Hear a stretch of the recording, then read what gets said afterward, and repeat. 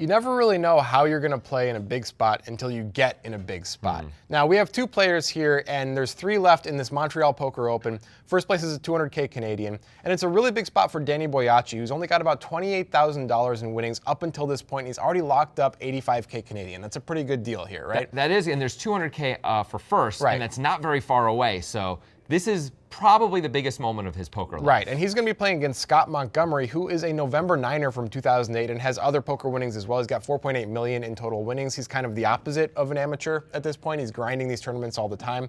And we have these 2 facing off against each other, and Scott's going to have to make an interesting decision against Danny, and he's going to have to kind of figure out what type of player is Danny in order to make the right decision. That is correct. Now, this hand was suggested to us by Ben Page on Twitter. If you have a suggestion for the breakdown, tweet it at us, include a YouTube link and a timestamp. That's how we know where it is. Also on Twitter is where we tweet about these videos, and in those tweets you can find our link to Nitrogen Sports Poker Room. You got to use that link when you sign up for Nitrogen to gain access to our monthly tournament, which is an incredible deal. It is weirdly good. Yeah. They guarantee 1,000 buy-ins. We usually get less than 100 players, which means there's a massive overlay every single time we do this tournament. We do this tournament once a month. You've got to get in there and get you some poker. It costs almost nothing to play, less than $1 as well.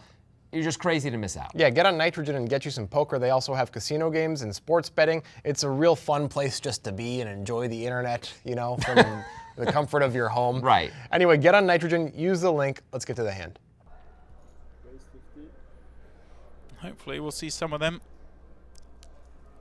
Day 2 on Thursday when we start our coverage of the main event.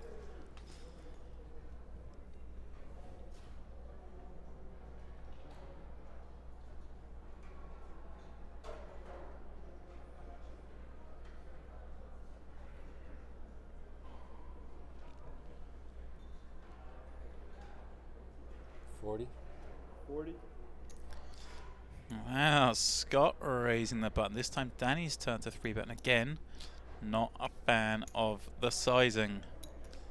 Got to go bigger here with 60 bigs deep. It's 40, yeah?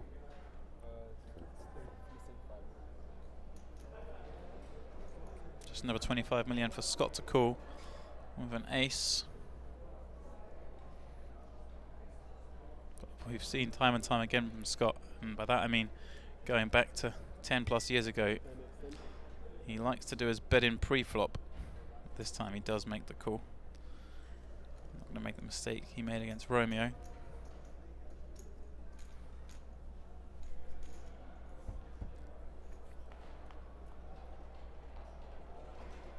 Jack 10-10. Danny flopping a gut shot straight draw. Scott's ace high still out in front. Danny's going to have a little concern about that flop texture. But given he 3-bet pre-flop, this feels like a pretty mandatory c-bet.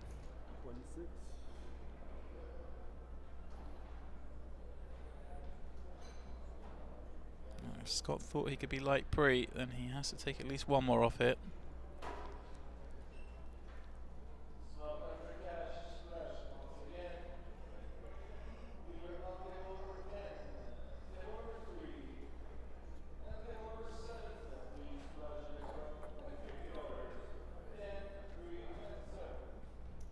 Wait a minute. Scott's going for the doesn't make any sense raise. Makes it 60 mil. And this should get the job done, but maybe Danny can sniff it out. Like, why would he raise me on this flop? If he has a 10, surely he just calls and lets me keep betting. If there's a jack, I don't think he's going to raise. This just doesn't make sense. Maybe Danny will call. He does. Well worked out from Danny. And now really hard for Scott to do anything. Out of nowhere, we have a 200 million chip pot. These two hands. All right, we've already got a couple weird decisions here, along with a couple instances of weird sizing. Yeah. So let's start pre-flop with Danny Boyacci, who we mentioned in the beginning is a guy who doesn't have a ton of results. Going into this tournament, he had about 28,000 in tournament results. So this is a huge huge spot for him. However, Ben Page, the suggester, did tell us he'd been VPIPing quite a bit, so that has a factor here. That means he's playing a lot of hands, just in case you're newer. Yeah, sorry about that. Anyway, so he decides to 3-bet the queen 8 off when they're 60 blinds deep effective from the big blind. This seems like a pretty fundamental call, doesn't it? I think usually this should be a call, not a raise. You're not blocking anything. This hand plays well as a call. It's cheap as heck. I just don't know what the point of raising is. I guess if you feel like Scott's opening literally every button and you're just like, I'm 3-betting this hand no matter what kind of thing, I don't think you need to do that, but I know some players do. But then if you're going to do that, you got to size it bigger. Yeah, that's a real problem. Maybe Scott Montgomery, who we have seen be aggressive in the past during his big main event World Series run, might be opening a ton. He might be opening literally 100% of buttons. He might be. At which time Danny would think, okay, I just have to take a stand here.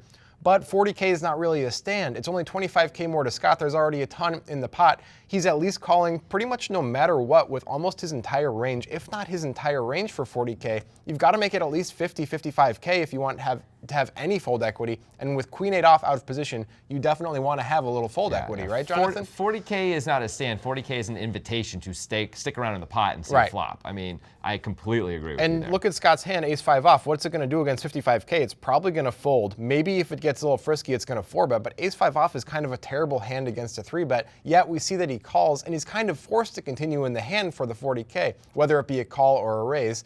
A call would usually be bad if it was 55 or 60K, I think. Yeah. But with such a cheap price in position, they're deep. He's got the experience edge. I think it's probably okay for Scott to call here. Yeah, I mean, I would guess, and I don't know the other players at the table, but just being blind to it, I would guess Scott has the most experience and probably sees himself and probably is the best player at the table. Yeah, that's the most likely scenario. And the flop comes Jack 10-10 here, which is a pretty decent flop for Danny considering that he flops a gut shot with his garbage hand. That's pretty nice, Yeah, right? really. I mean, he can still bet and rep pretty much everything that he wants to rep. He can say, I flopped a full house, but really what he's saying is I have an overpair, which is the main story he's telling here. So when he bets 26K, that's some sizing I like. That's good sizing. Enjoyable, down betting sizing. Yeah, I mean, it's the kind of thing where Scott has so much wideness, especially with the sizing pre-flop, that he's just going to have to fold a huge percentage of these hands that he's forced to call with pre-flop. Yeah. Like 6-7, like 5-6, like all that kind of junky stuff that's suited and sometimes even not suited. Low pocket pairs might fold here, Yeah, too. he may just give up right now because it's going to be hard. There's not that much you can really hope for in the future except for the guy to give up and you to check it down, which is not necessarily going to happen all the time against the guy who decided to 3-bet you. Yeah, so this is fine to bet here. Now, Scott does something interesting. He raises and he raises small. Yeah, so this is a bit strange. It's possible that Scott is unaware of how wide Danny's 3-betting range is. I think that must be the case. Or else he'd be worried about Danny potentially having too many 10s for this to be an effective raise. But from a traditional perspective, Scott's probably thinking, I'm the guy who has a 10 in my range. Danny's not the guy who's supposed to have a 10 in his range as often as I am, right? I mean, on the other side, though, if Danny's raising wide enough to have a bunch of 10s, that means he's got a lot of other crap in there, That's fair. too. So I think either way, you're fine. And like Scott, in theory, has more 10s, period, and can or more as a percentage of his range, and can raise here. And that's basically all he's repping here when he raises, right? And I'm sure he'll try to rep draws if they come in. You know, like he could say I had king queen if a 9 comes, that type of thing. Sure. You know, whatever he Why wants not? to do. But it seems like because he's not saying he has a jack, right? That's not what you're doing when you're raising No. here. And the sizing, once again, is quite interesting. It's almost a min raise from Scott. What do you think this is about? I mean, I believe this is Scott just saying, like, I just don't think you have very much, and I'm going to do this as cheaply as possible, because if you've got like 2 7s or something like that, you may just throw it away right now for this unbelievably cheap price. That is fair. The thing that it does create for Scott is a situation where he's not as sure about Danny's range once Danny calls. That's true. As we can see, Danny does call. But when he calls, as Scott, you think, okay, maybe he did hold on with 2 7s. Maybe he still has an overpair. Maybe he has a jack. He could still have ace king or ace queen now because we made it so small as Scott, right? That's true. So that's a bit of a problem with the sizing, but it's not terrible. No, not at all. How do you think about the call by Danny here? I mean, I'm not in love with it. Scott really can have a 10 here. Scott can also have hands that have us in absolute jail. Like, and specifically I'm thinking of king queen, which is such a good hand for Scott to raise here. And that means if our 9 comes in and we hit our miracle, guess what? He's got a better hand. If our queen comes in, guess what? He's got a better hand. We're drawing 3 outs here, and all the good ones that we think we're looking for are actually bad ones for us. I don't love this call even though it's so cheap and we have a gutter. We're out of position. Yep. He's a better player post-flop. I would just cut my losses or 3-bet, and mostly I would just cut my losses. Yeah, and I think you have to 3-bet if you're going to continue because you're going to be out of position without the betting lead. So if you can't just hope to hit a 9 and that's the whole plan here, right? Like queen high is not good enough showdown value to say I'm going to call down sometimes either. No. It's a bit problematic. I think you need to either 3-bet or fold here. Either way, these strange plays have happened and we're heading to the turn. Get ready for more strangeness.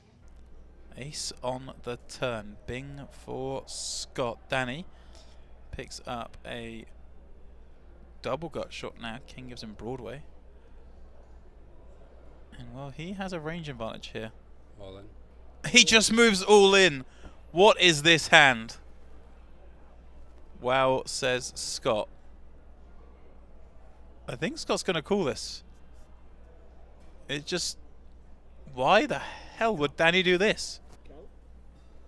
I mean, both of these guys have played this hand so bizarrely.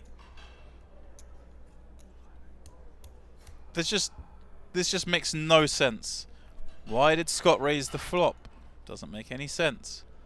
Why does Danny now jam 1.5 times pot on the turn when it comes an ace? Would he ever do this with a hand better than an ace?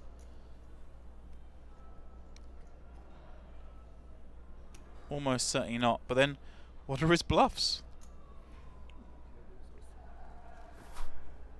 Just doesn't make sense. This is a bizarre hand.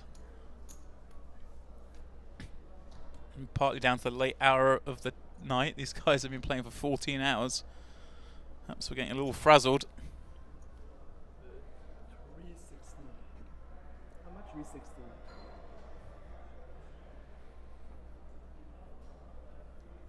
I think Scott's going to call this. 370.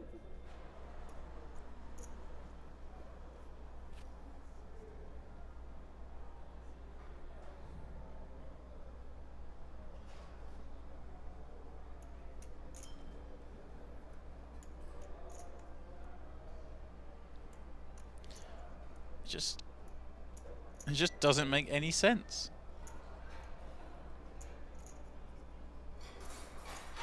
I think he'll probably put Danny's bluffs as something like straight draws that now picked up flush draws.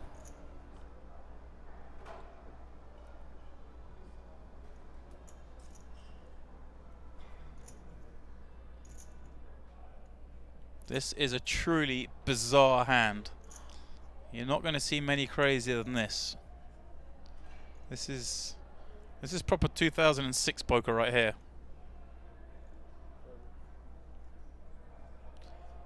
Scott burning through those time chips.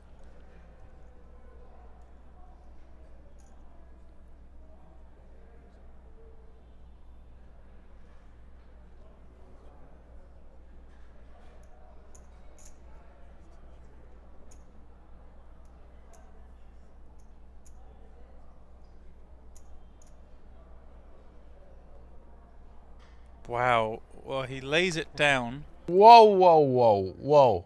That's a big bet. It's out of flow. It's weird. He's not supposed to do this with any hand. Is that right? I think any hand is correct. Like, what hand is this good to do with? I can't. There's none. There's no good hand to do this with. Well, it worked out really well. He folded out the best hand. It did work out unbelievably well, but against Scott's raising range, I mean, it's not so. All right, so let's now, try it did work out perfectly, but. My best guess as to what's going through Danny's head in this huge spot, which I'm sure is affecting him. It's a huge spot for him. He's never been in a spot like this before. Is, okay, I turned a pretty good card. It's a double gutter, and an ace is part of my range. I don't want to think about this hand anymore or have to worry about calling or something, so I'm just going to put the chips in. Yeah. However, it would be much better to check raise. Yes. What if Scott has a bluff on the flop and bets again? Guess what? We get a lot more money that way. Yeah. That sounds pretty good. What if Scott, I mean, the problem really here, though, is when Scott raises the flop, he's usually got one of 3 kinds of hands. Some weird total air, which you wouldn't expect to have that much of, although that's what he had. Yeah. Draws, big draws, which is straight draws, and tens. Yeah. That's it. Tens are not folding. Tens are not folding. The straight draws include king, queen. The ones that got there are not folding. The ones No. that didn't get there are folding. Great. But why not check raise and get more money, and you're still up against the same range anyway that really only has one of two decisions. Like if we check and Scott bets, I don't think Scott's going to bet his ace here. No, I think you would check back with this specific hand. Right. But besides that, Scott is generally going to bet here because he's going to have a draw that missed, or he's going to have a 10, right? Yeah. He's going to bet a lot of those things. We can check raise all in. It makes so much more sense. We pick up more chips, and it looks stronger too. All right, so we don't like the shove. No. That's pretty clear. But we got to get into Scott's head now because it's immediately a very strange spot for Scott, having turned the ace, having been bluffing on the flop. But this guy's shoving. Does this make sense as any hand, as value, or a bluff? Like, what kind of bluff does he have? What kind of value does he have? None of it makes sense. So you have to try to get yourself into the mind of Danny, the mind of a guy who I guess would be considered an amateur, and think, how would he think about this versus how would a pro think about this? And you have to start worrying about certain things. Like, is he kind of freaking out because he hit an ace with ace, king, or ace, queen? That would loom large in my head. That would be the big concern I would have as Scott also. I wouldn't be too worried about the really strong hands like ace 10, king, queen, jack 10, jack, jack, things like that. I just don't think he would bet 1.5 times the pot when the ace comes for no reason after he's been raised. Amateurs and everybody else, let me be clear, almost always are going to check to the raiser in that spot. So maybe he has a tiny, tiny bit of that, but almost none. But maybe he doesn't know how, as Grant's saying, know how to play when he hits top pair here, doesn't want to give a free card, things like that. That would be a huge mistake, but it would work out as we see in this instance. Yeah, if you got called by ace 5, if you got called by ace 5, it would work out great. Yeah. So I think against a pro, you would never really expect a pro to make this play that Danny made with any hand, right? But if somehow you just catapult Phil Ivey into that seat, the decision becomes a little bit more like maybe I should consider calling here. But against an amateur, you start thinking, okay, what are the bluffs? I guess it's 8-9 and queen 9 make the most sense. That's it. But pre-flop, you wouldn't expect a 3-bet from those that frequently. This guy could have a 10 randomly and just decide like, okay, I just want to put it in now before the board gets any straight here. It's going to go check, check, and a king or a queen's going to come. Yeah. This guy could have ace, king, or ace, queen, having called the small raise on the flop and decided, I hit top pair, I don't want to think about stuff anymore, I'm freaking out, I'm putting the chips in, which is not a thing a pro would do, but that should be going through Scott's head because this guy is not a pro and he's never been in a spot like this before. And I think that's why Scott ultimately folds. Yeah, I mean, I actually really like the fold by Scott. Danny called a raise. He's got something. You would think. Yeah, right. Now, this is like the worst thing he can possibly have as it turns out, right?